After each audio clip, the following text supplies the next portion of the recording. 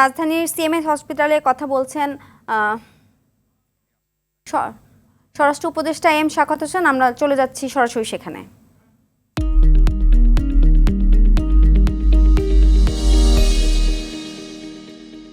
শোনেন, আপনি কোন কোন কোন চ্যানেল?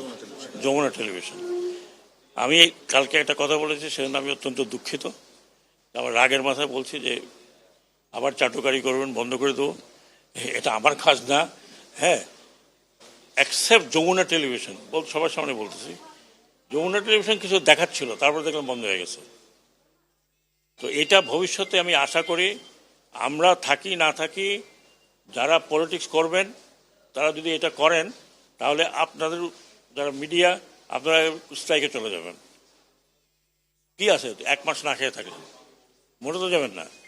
আমি তাই ভাবছিলাম যে যমুনা টিভি দেখাচ্ছে, বাকিরা কম্পিটিশনে দেখাবে।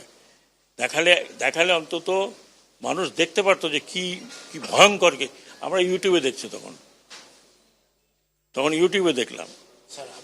তো আমি কালকে যে কথাটা বললাম, এই জন্য আমি আমি আমি কোনো মিডিয়াকে বন্ধ করা, আমি মোটেও পক্ষপাতী না। আমি সব মিডিয়াতে গেছি, প্রত্যেকে চিনি। আমি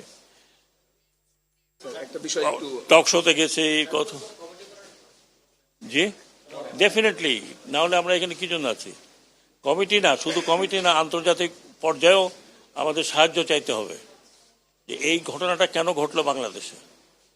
আমি তো অলরেডি রেকমেন্ড করেছি, আবার যখন নেক্সট মিটিং হবে সেখানে জোরালোভাবে আমি বলবো যে এটা কমিটি করা হোক। কিভাবে, কারা হুকুমদাতা, কেন হয়েছিল। ক্ষমতাচ্যুতরা কিন্তু আবার সংগঠিত হওয়ার চেষ্টা করছে, আমরা দেখছি বিভিন্ন জায়গায়। এবং তারা কিন্তু আমি জানি না রোগ জড়ো করুক আর যাই করুক, আমি আপনাদের কাছে অনুরোধ করি এমন কিছু করবেন না যে আপনাদের জীবন বিপন্ন হয়। কারণ এদেশের পাবলিক এখনো আপনাদের গ্রহণ করতে আসেনি। আমি বরং মনে করি আপনারা আপনাদের পার্টি রিঅর্গানাইজ করেন। এই পার্টির অনেক অবদান আছে বাংলাদেশে, এটা আমরা ডিনাই করতে পারি না। পার্টিকে রিঅর্গানাইজ করেন, একটা পলিটিক্যাল পার্টির মতো যেভাবে থাকে। ইলেকশন আসলে ইলেকশন কন্টেস্ট করবেন, জনগণ ভোট দিলে ভোটে যাবেন। এই এই এই এই এই কি বলে, এই স্বপ্নটা যদি আপনারা দেখেন তাহলে কি করবেন আপনারা এই দেশকে আরেকজনের হাতে তুলে দেবেন।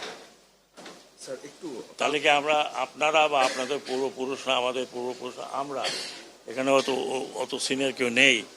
আমরা যে মুক্তিযুদ্ধ করলাম, মারা গেল 30 লক্ষ লোক মারা গেল, সেই 30 লক্ষ লোকের উপরে দাঁড়ায় আপনি দেশকে আরেকজনের হাতে তুলে দেবেন। আমি খালি অনুরোধ করি যে আর যা করেন এটা করবেন না। এবং আর কিছু বলতে চাই না, এদেশের লোক এত তাড়াতাড়ি ভুলে নাই। সময় দেন, হয়তো ভুলে যাবে, কিন্তু এত তাড়াতাড়ি ভুলে নাই। কারণ যাকে ধরছে নেতা, সেই নেতারা এখন পালিয়ে বেড়াচ্ছে। যাকে ধরছে সেই নেতাকে আমরা বাঁচাতে পারছি না। অনেক নেতাকে অনেকে বাঁচিয়েছে, আমরা জানি কে কোথায় আছে। কিন্তু ওটা না করে আপনারা বরং পার্টিকে, এটা অনেক বড় পার্টি এবং I have lot of respect for Awami League. এটা যেটা বললাম যে এটা এই দেশের প্রধান পার্টি একরকম। এক সময় আমাদের মতো বাঙালিদের ভরসার জায়গা ছিল এই পার্টি।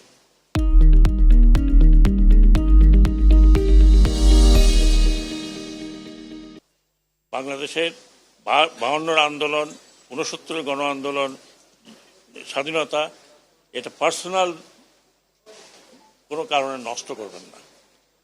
এটা জাতীয় সম্পদ। আপনারা আসুন, যারা রেগুলার করতে চান। এখানে মারামারি কোনো লাভ নেই। আরও কিছু লোকের মৃত্যু আমরা চাই না। অলরেডি 400 থেকে 500, তারও বেশি মারা গেছে উভয় পক্ষে। পুলিশের এই অবস্থা হয়েছে, আনসারের এই অবস্থা হয়েছে। আর আমরা যদি উস্কানি দিতাম তাহলে আপনারা টিকতে পারতেন না আর্মি ফায়ারে। আমরা আর্মিকে মানা করেছি যে ডোন্ট ওপেন ফায়ার। কারণ কাকে মারবেন আপনি? আপনারা এই পুলিশকে দিয়ে কাকে মারিয়েছেন? পুলিশকে দিয়ে মারিয়েছেন আপনার সন্তানকে। আপনার সন্তান না হয়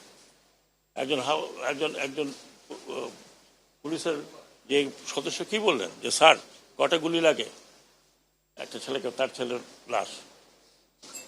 এটা করবেন না, অনুরোধ করছি। প্ররোচনায় আসেন না, ব্যক্তিগত স্বার্থে আপনারা এত বড় একটা দলকে নষ্ট করেন না। এটা আমাদের প্রাইড ছিল, বঙ্গবন্ধুর স্বপ্ন ছিল। নষ্ট করবেন না, এটা আপনার নষ্ট করার কোনো অধিকার নাই। এটা বাংলাদেশের সম্পত্তি।